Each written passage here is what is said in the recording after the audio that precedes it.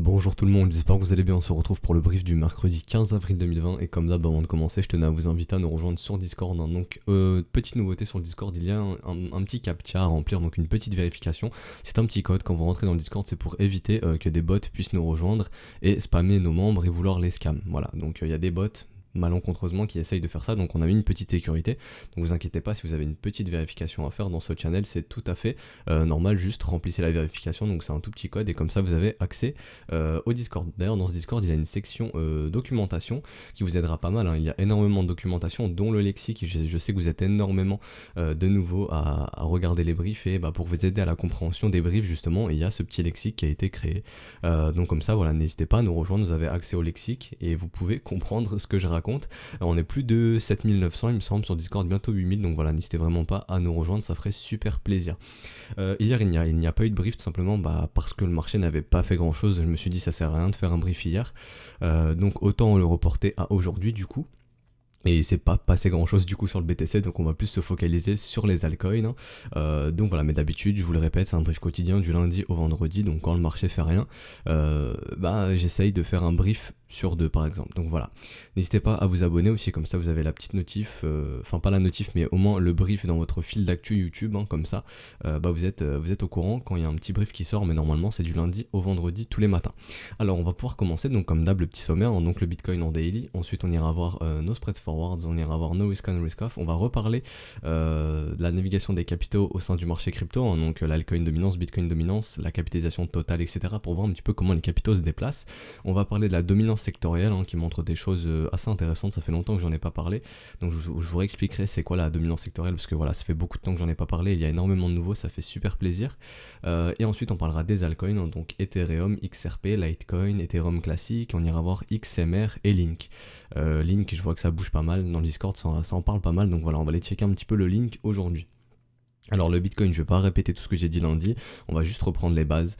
On avait identifié ces divergences prix-volume qui nous disaient attention ce rebond, voilà, on aimerait bien plus de volume acheteur si ce mouvement est réel tout simplement. On avait identifié cette divergence momentum, d'ailleurs je sais que beaucoup ont du mal à identifier les divergences et les structures, donc c'est pour ça dans le Discord il y a une petite section TradingView Script dans laquelle on a mis les indicateurs et mon collègue a rajouté tout simplement à entourer, si vous voulez, l'histogramme, hein. Donc hop, j'essaie de dégager ça, donc à entourer l'histogramme, ce qui vous permet, vous voyez, de voir les structures directement. Donc vous voyez ici, vous voyez clairement le M, hein. Donc moi je le décoche parce que voilà, mes yeux sont habitués maintenant depuis pas mal de temps, je vois automatiquement les structures, mais il y en a qui ont beaucoup de mal et tout simplement ça a été créé pour vous tout ça. Voilà, moi je le décoche, mais voilà, si vous le cochez, vous voyez automatiquement les structures qui se mettent en place, hein, tout simplement. Donc là, vous voyez ce M automatiquement qui prend forme. Personnellement, comme je vous ai dit, je le retire parce que mes yeux voient directement. Mais si ça peut vous aider, et je pense que ça vous aidera, n'hésitez pas à rejoindre le Discord aussi pour récupérer le petit script et puis à activer ça. Et comme ça, vous aurez le même MACD que moi au passage. Donc voilà, donc on avait identifié cette divergence ici. Donc personnellement, j'aime bien avoir un cross des zéros, mais ça, c'est pour mon setup, c'est mes conditions. Pour mon setup, mon smiling setup et mes autres setups avec des confirmations momentum, mais voilà, pour moi la divergence est confirmée suite à ce M, donc ici ça nous invite à penser, ok bulls, calmez-vous, hein, les bulls calmez-vous sur ce rebond, sur ce rallye contre tendance, calmez-vous un petit peu, et je pense que, enfin moi personnellement je veux voir, comme j'avais expliqué, un test du premier arrêt pour voir si ce mouvement tendanciel est toujours bullish ou non, enfin si c'est toujours un mouvement tendanciel, ok.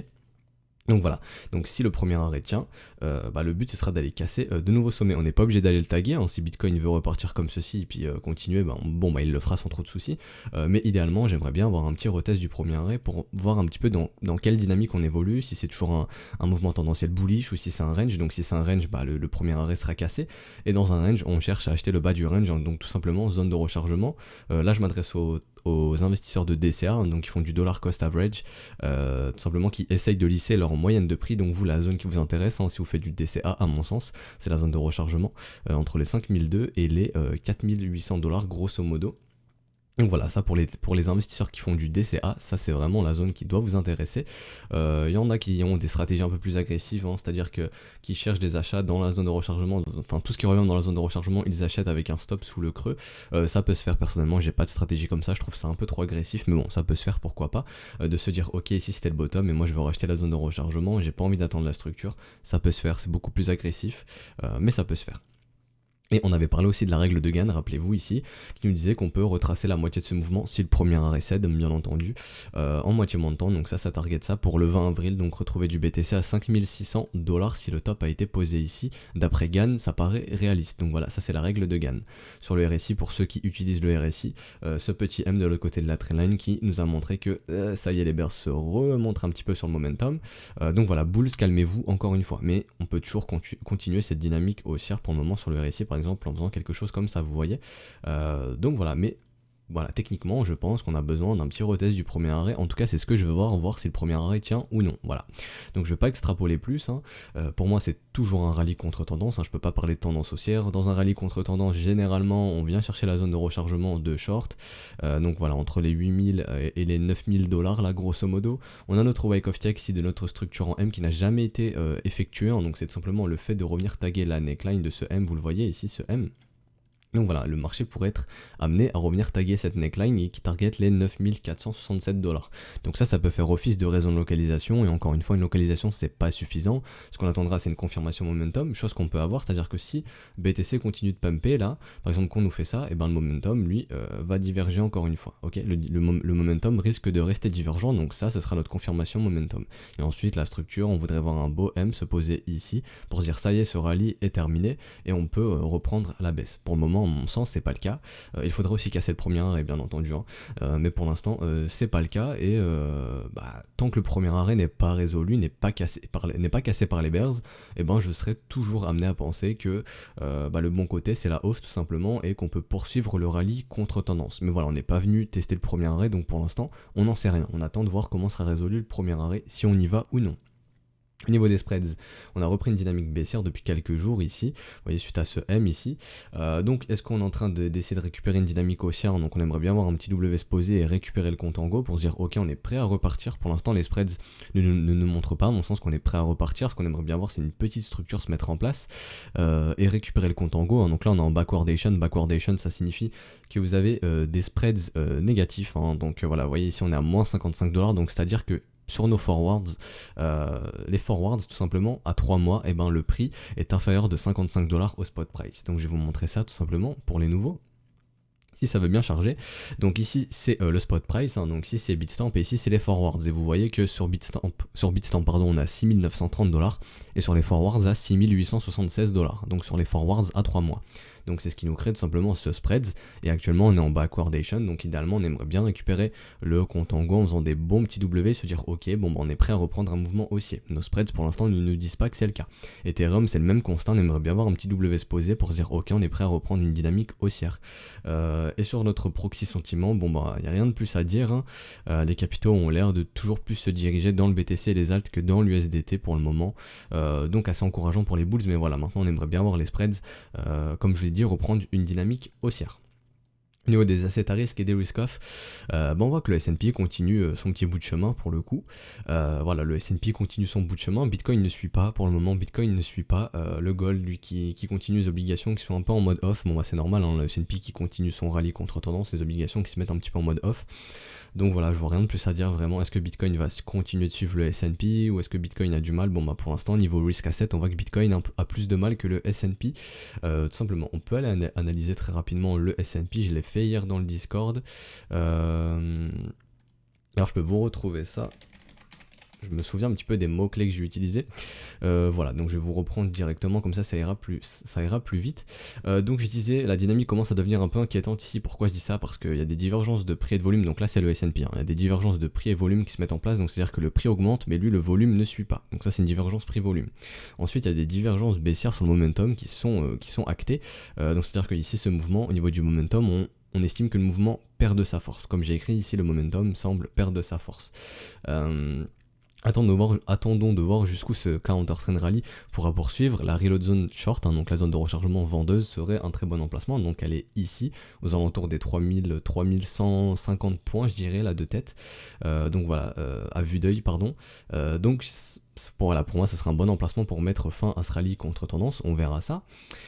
Et pour chercher des shorts sur ce marché avec ces divergences de momentum et de prix-volume qui se mettent en place. William est toujours dans son état d'enfoncement, hein, ce qui nous suggère d'attendre tranquillement qu'il quitte son état d'enfoncement. Actuellement ce n'est pas le cas, les bulls conduisent conduisent toujours le bus, mais il serait temps pour eux de penser à laisser le moteur refroidir.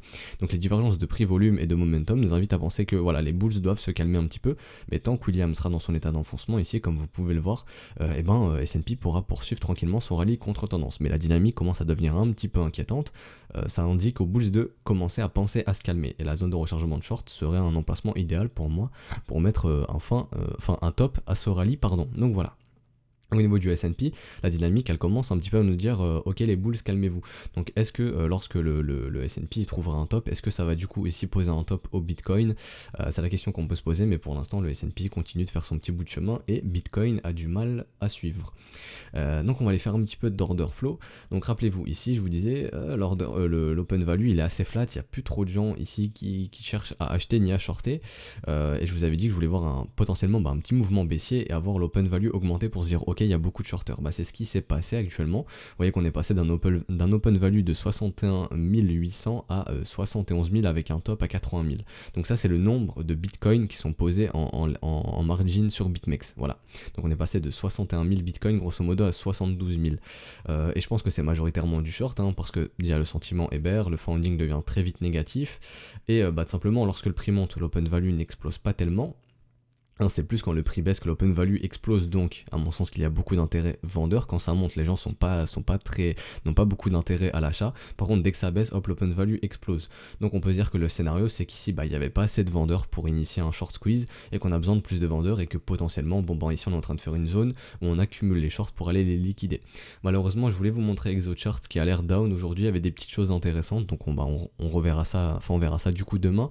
Mais voilà, ici de mémoire, donc prenez ça avec d'énormes pincettes. Je veux vraiment confirmer demain, mais de mémoire ici dans cette zone là entre les 6008 6009 il y a beaucoup de vendeurs ici qui sont en train de shorter massivement, et si on commence à pumper un petit peu et leur mettre la tête sous l'eau, ils pourraient un petit peu paniquer, et la prochaine zone ça pourrait être cette zone où il y a ici aussi beaucoup de vendeurs ici, et si jamais on commence à s'installer ici, on voit des petits W se mettre en place, on se dira ok on est mature, c'est mature pour aller les squeeze et on pourra poursuivre à la hausse. Mais voilà, il faudra confirmer ça demain parce que là ExoChart malheureusement est down ce matin.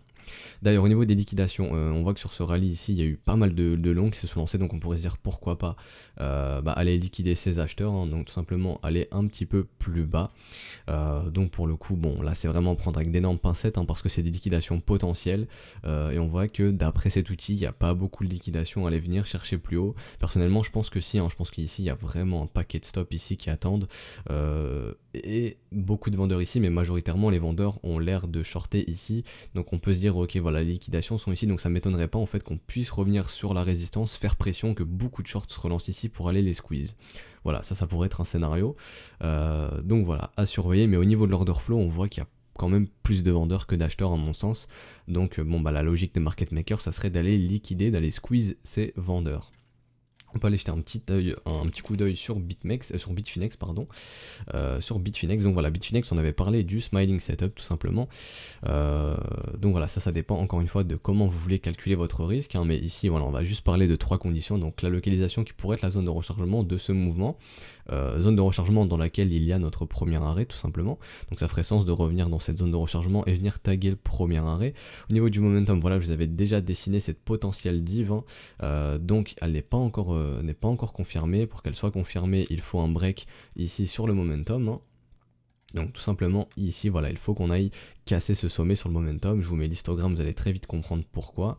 Donc hop, ici vous voyez ça ferait un W, et ça nous confirmerait cette divergence pour l'instant qui n'est pas confirmée. Je retire l'histogramme, mais voilà, maintenant vous voyez ce potentiel W, et là ça nous donnera une divergence confirmée. Donc on pourrait se dire ok les bulls reprennent le momentum, et puis potentiellement on peut repartir. Pour l'instant c'est pas le cas. Je vais aussi tracer la trendline très court terme, très court terme, donc voilà, normalement c'est ça.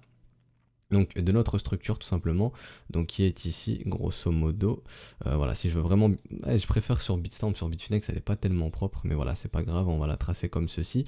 Donc cette trendline, donc si on est amené à break cette trendline, on aimerait bien avoir des W de l'autre côté pour confirmer ce break et se dire ok on est prêt à repartir, donc à surveiller cette trendline ici.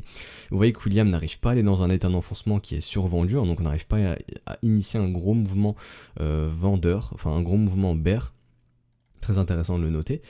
Et on voit que les volumes ici sur ce mouvement commencent à être décroissants. Donc les bears n'arrivent pas à initier non plus un volume croissant au niveau des ventes. Hein. Donc ce mouvement n'a pas l'air tellement fort pour le moment. Et potentiellement on pourrait dire, bon bah si la divergence se confirme, hein, que les bulls reprennent le contrôle du momentum, bah, qu'on est prêt à repartir tout simplement.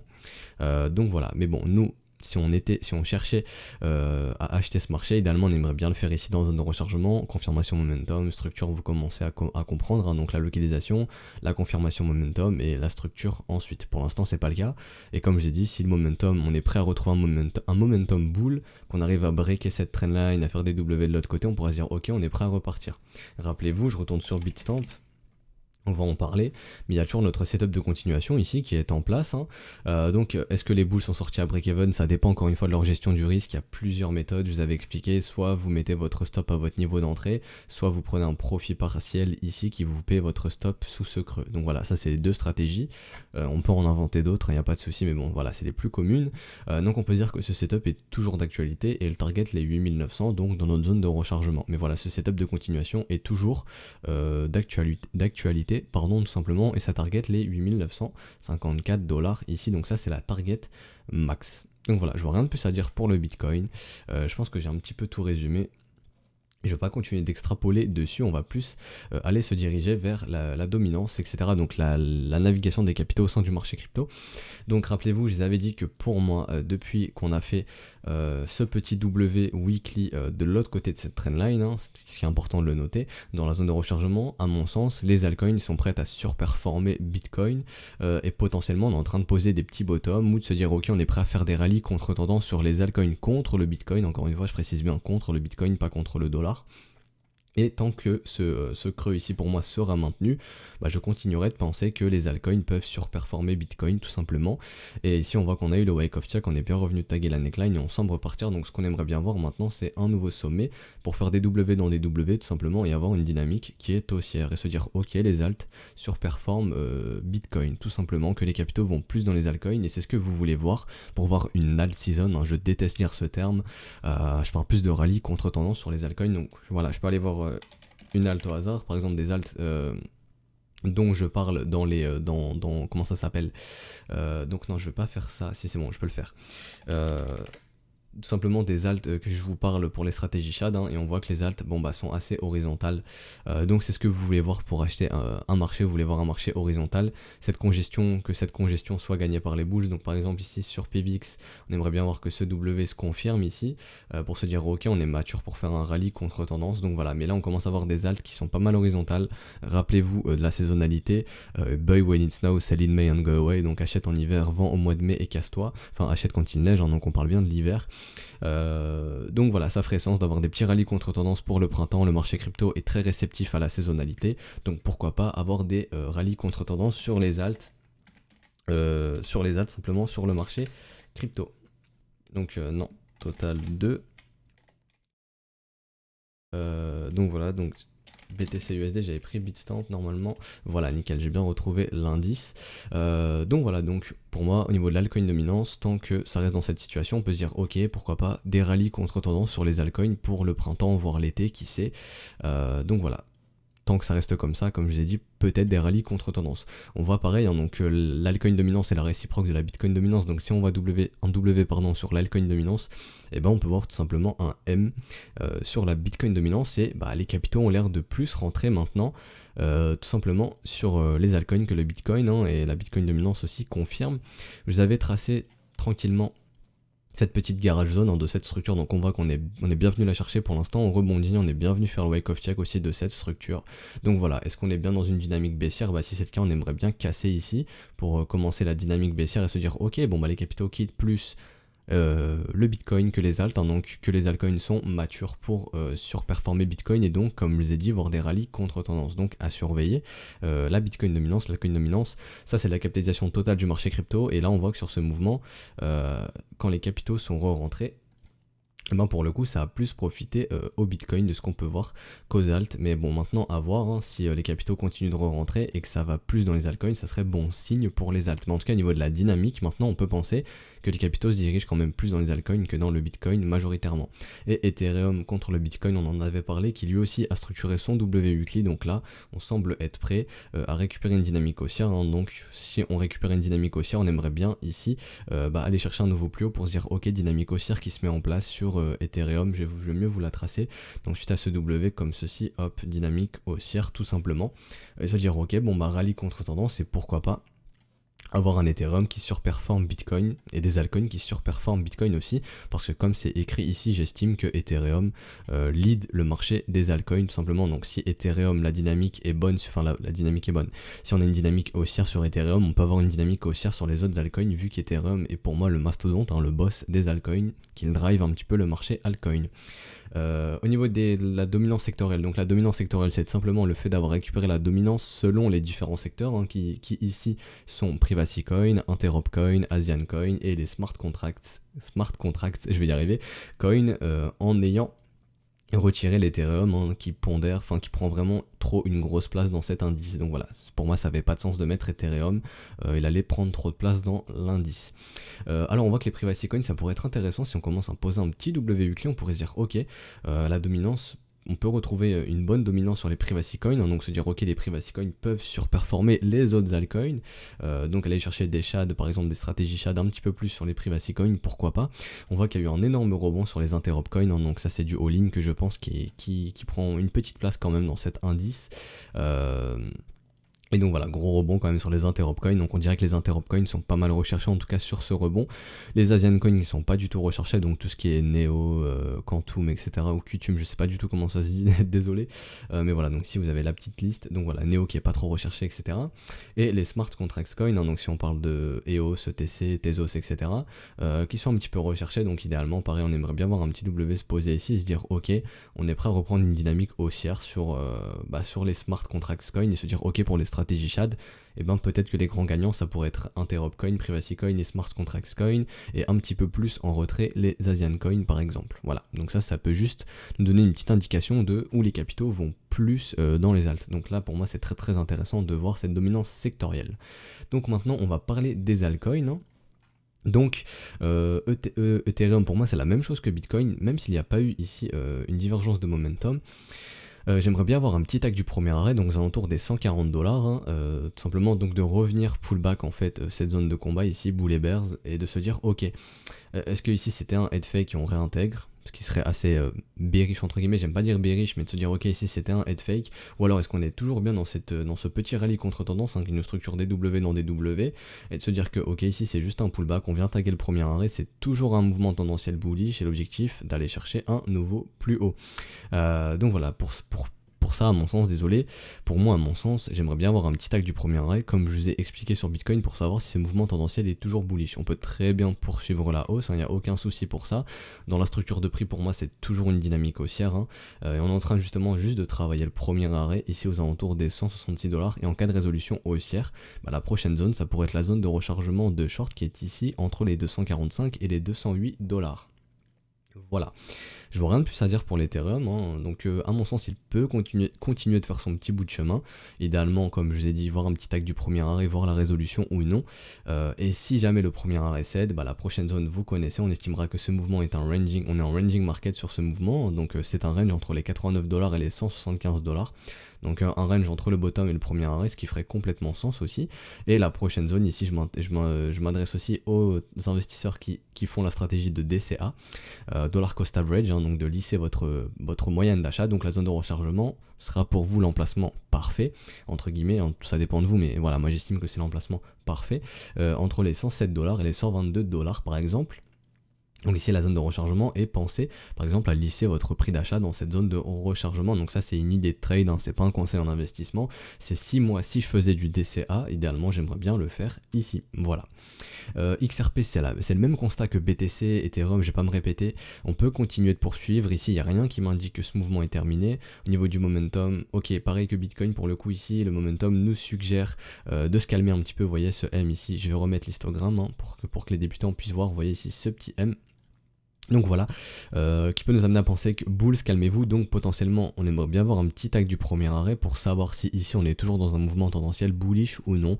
Pareil que Ethereum, on travaille bien le premier arrêt, donc voilà, on aimerait bien que les Bulls cassent ce premier arrêt ici pour pour poursuivre ce mouvement potentiellement, ou ça dans la zone de rechargement de short entre les 29 centimes et les 25 centimes de dollars. Mais pour ça, à mon sens, soit on repart maintenant, ou soit on a un petit tag du premier arrêt qui nous montre si ce mouvement tendanciel est toujours bullish ou non.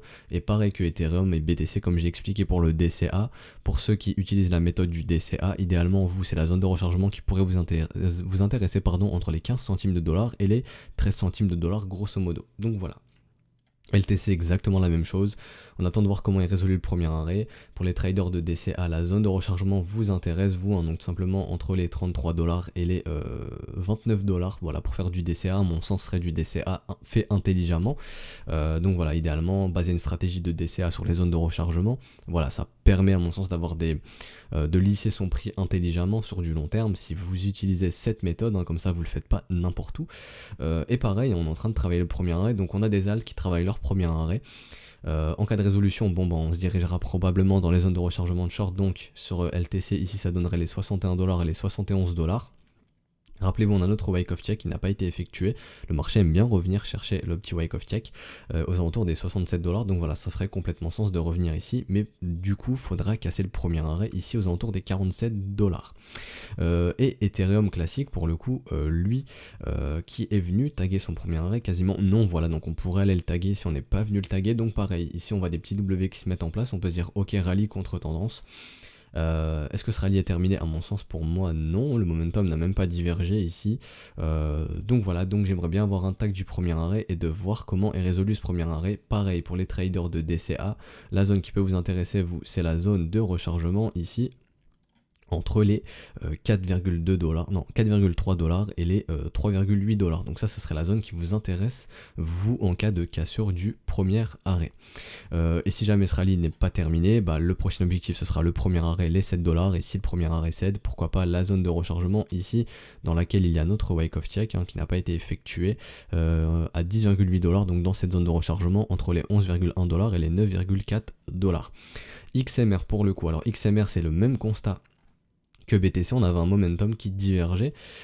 Donc ici tout simplement, je vais vous remettre l'histogramme pour les novices. Vous voyez ce M ici qui a été dessiné, donc qui nous indique aux bulls, calmez-vous un petit peu. Donc voilà, les bulls sont en train de se calmer, on consolide. Une divergence, ça ne veut pas dire ça y est, on repart à la baisse, pour se dire ok, on est prêt à repartir à la baisse, on veut récupérer une dynamique baissière. Donc ici idéalement ça serait un M avec une résolution bear, donc une cassure du premier arrêt. Pour l'instant ça nous invite juste à penser bulls, calmez-vous, ralentissez un petit peu, ok. Donc pourquoi pas revenir taguer le premier arrêt, pareil que ce que j'ai dit avant, donc 47 dollars, et de voir si ici c'est un mouvement toujours tendanciel bullish, auquel cas si le premier arrêt ne casse pas, l'objectif des bulls ce sera d'aller casser ce sommet à 60 dollars et de poursuivre ce rallye contre tendance, idéalement dans la zone de rechargement de short entre les 81 dollars et les 70 dollars. Donc voilà, je vois rien de plus à dire pour le moment. Bulls, calmez-vous, mais on ne peut pas dire que ce rallye contre tendance est terminé à mon sens. Et le link. Alors le link qui retrace le plus, c'est l'une des seules altcoins à avoir été chercher sa zone de rechargement de short de tout ce mouvement ici. Donc suite à la résolution bull de cette battle zone, on est bien venu chercher la zone de rechargement de short. On avait bien cassé le premier arrêt aussi. Donc la zone de rechargement de short entre les 3,58 dollars et les 4,2 dollars. Donc ici les bulls sont un petit peu en train de se calmer, les vendeurs se montrent dans la zone de rechargement. William n'est pas encore dans son enfoncement, donc on peut pas dire qu'ici c'est un mouvement tendanciel bullish très très fort. Cependant le volume bulls, ici on a un volume croissant sur ce mouvement, donc ce qui semble être assez sain, ce mouvement semble être assez sain, et ici il n'y a rien qui nous indique que ce rallye contre tendance est terminé, ok. On pourrait se dire que ce rallye contre tendance est terminé si on a un momentum qui commence à diverger. Donc là ça pourrait être le cas par exemple avec un ligne qui continue de pousser un petit peu, qui nous fait un beau M et qui vient casser le premier arrêt tout simplement ici, comme ceci. Donc je trace le Fibo, par exemple si notre top est ici, ici c'est spéculatif, mais voilà, si on commence à structurer un M avec une dynamique baissière et qu'on le premier arrêt cède, on se dira ok, le top a bien été trouvé ici. Donc pour ceux qui ont acheté du link, pour moi à mon sens, ici gestion du risque à faire, comme je vous disais sur Ethereum il y a quelques semaines lorsqu'on était dans la zone de rechargement de short, c'est-à-dire sécuriser la position, avoir le subconscient tranquille, de ne pas se réveiller la nuit ou le matin et de regarder directement le prix du link en se disant oh là là, où est le prix du link. Non, vous sécurisez votre position, comme ça si par exemple vous avez acheté ici qu'il va là-bas, votre position est sécurisée, vous en avez rien à foutre si c'est de l'investissement. Voilà, au moins votre subconscient est tranquille et vous vous dites ok, avec ce que j'ai sécurisé ici, bah par exemple je pourrais racheter ici si on y va, par exemple, hein, je dis pas qu'on va aller là-bas, mais avec ce que vous avez acheté ici, si vous prenez des profits, vous pouvez vous dire ok, bon bah si ça va plus bas, ce que j'ai vendu ici, je peux le réinvestir plus bas. Donc comme ça, vous augmentez votre bague de Link. Si à long terme, ce qui vous intéresse, c'est d'avoir le plus de Link possible, hein, que vous en avez rien à foutre sur du court terme de son prix, vous dites, ok, moi Link, je revends pas avant que ça atteigne 50$ par exemple, ou 100$, je ne sais pas, ou 10$, bref, ça dépend de vous.